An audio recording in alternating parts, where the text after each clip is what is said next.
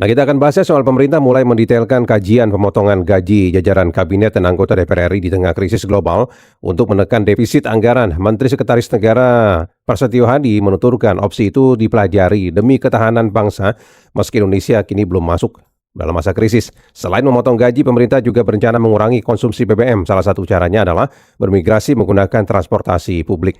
Nah, sejauh mana sebenarnya pemotongan gaji para pejabat negara atau jajaran kabinet termasuk juga anggota DPR ini bisa menghemat anggaran? Kami sudah bersama dengan Direktur Eksekutif Institute for Development of Economics and Finance Indef, Esther Sri Astuti.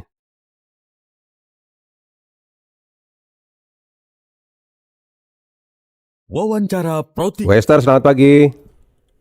Pagi, Bu Esther. Bu Esther, sebenarnya kalau ada pemotongan gaji para pejabat negara begitu ya, termasuk anggota DPR begitu, sesignifikan apakah penghematan anggaran yang bisa dilakukan?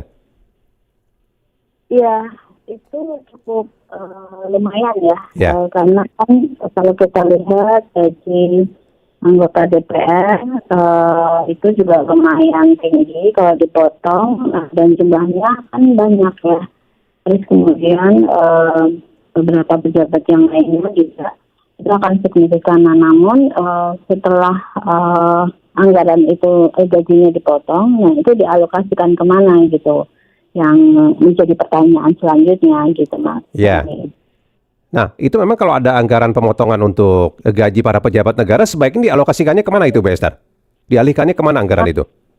Ya, kalau menurut saya ke hal-hal yang produktif ya. Ya. Misalnya kita lihat ya, industri manufaktur ini kan sedang lesu gitu ya. Nah, itu bisa diberikan insentif ya, bentuknya bisa subsidi logistik ya, atau biaya yang lainnya. Kalau misalnya ekspor, kita ingin menggenjot ekspor gitu ya, maka bisa diberikan subsidi ekspor gitu.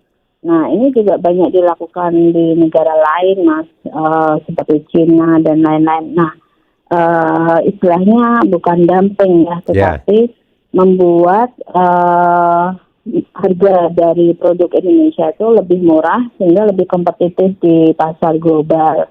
Nah, bisa berupa subsidi kan kalau biaya ekspor itu kan ada, nah itu misalnya diringankan ya, dikurangi atau bagaimana. Nah, kemudian untuk berbagai kegiatan produktif yang lainnya, misalnya kalau kita lihat ya, di sini kan ada ketergantungan pada fosil ya, maka harus diberikan insentif bagi pengguna renewable energy. Nah, jadi investor-investor yang mau investasi di energi terbarukan bisa diberikan subsidi ya, misalnya berupa pengurangan pajak atau apalah gitu ya. Nah, sehingga itu nantinya kita bisa generate ya renewable energy di Indonesia, dan kemudian kita tidak hanya tergantung oleh BBM fosil gitu. Ya. Gitu sih. Jadi ini kan masih dikaji oleh pemerintah. Jadi dalam kajian itu kalau memang sudah final harus jelas berapa besaran pemotongannya dari gaji pejabat negara dan juga anggota DPR. Lalu untuk apa digunakan? Nah, transparansi seperti ini mungkin perlu dilakukan agar masyarakat juga bisa melihat efektivitasnya bagaimana begitu ya, Bu Esther ya? Nah, iya betul, seharusnya tidak hanya dari dana pemotongan gaji saja, tetapi transparansi pajak gitu ya, penggunaan pajak, alokasi anggaran dari APBN itu detailnya juga harus ditransparansikan gitu ya. Kalau selama ini kan APBN itu hanya berupa gelongan saja ya, misalnya ini untuk belanja modal, ini untuk belanja ABCD, tapi kan detailnya tidak ada tuh gitu. Kalau tidak di website Kementerian Keuangan ya, atau di setiap website kementerian itu harus ada. Ya, nah ini kalau dari data yang ada kan pemerintah mengeluarkan gaji untuk 48 menteri dalam setahun itu anggarannya 432 miliar. kemudian 56 wakil menteri sekitar 336 miliar rupiah selama setahun ya Bu Esther ya.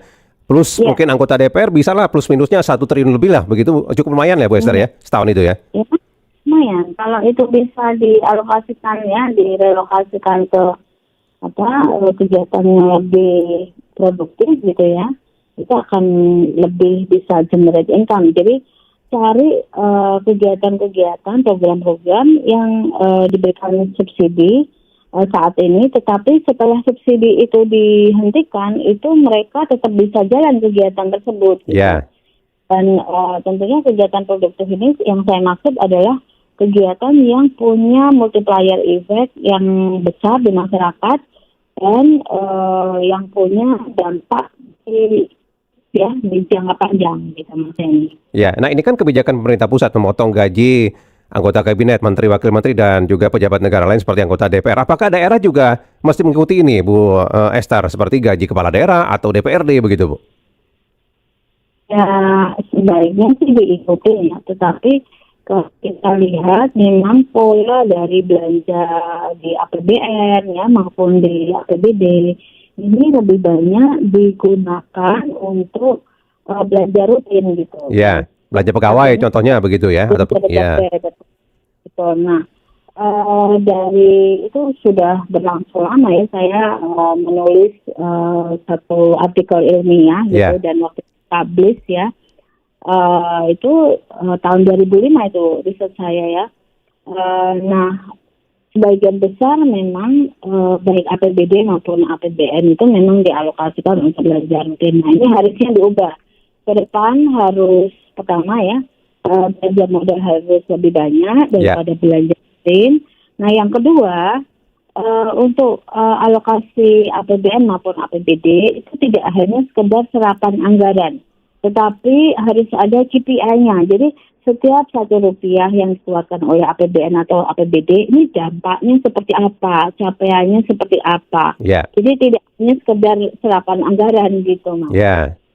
Nah ini kan selain soal wacana kebijakan pemotongan gaji, kan ada juga sedang didetailkan wacana untuk kebijakan bisa kerja dari rumah ataupun juga mendorong masyarakat menggunakan transportasi publik dan juga pengurangan jam kerja yang bisa dilakukan juga untuk pegawai swasta. Nah, dengan hal seperti itu sejauh mana menurut Bester juga bisa melakukan penghematan secara nasional Ibu terhadap peredaran BBM ataupun juga yang lain begitu?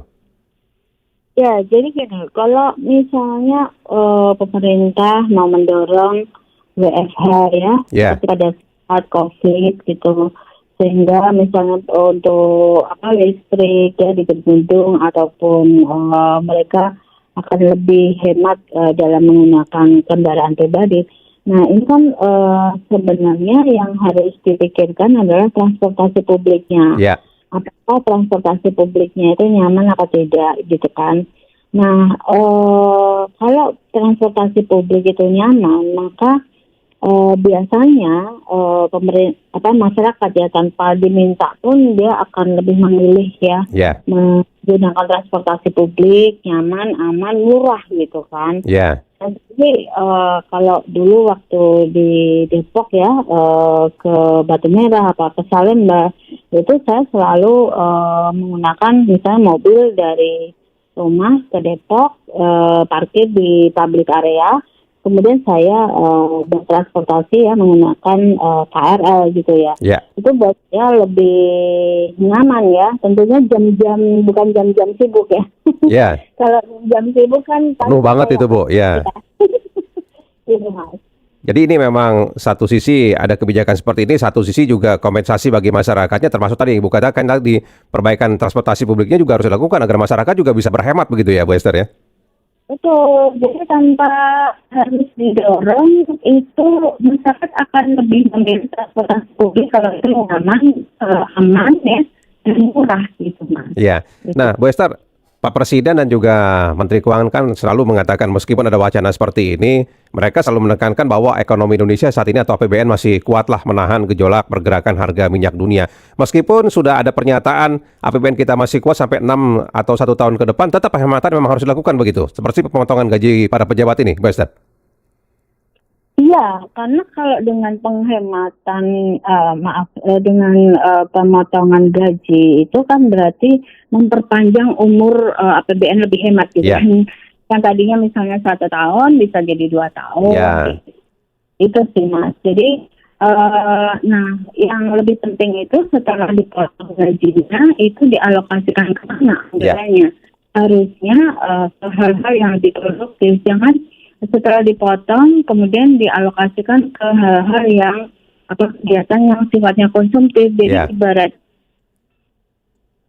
potong nih gajinya misalnya kan, tapi dengan menghemat itu tidak untuk tidak instan gitu.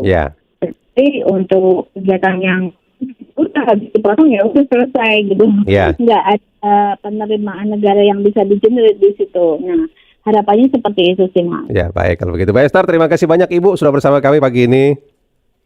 Sama-sama. Ya, selamat pagi Bu Esther. Sehat selalu. Terima kasih banyak Ibu. Direktur Eksekutif Institute for Development of Economics and Finance, INDEF, Esther Sri Astuti.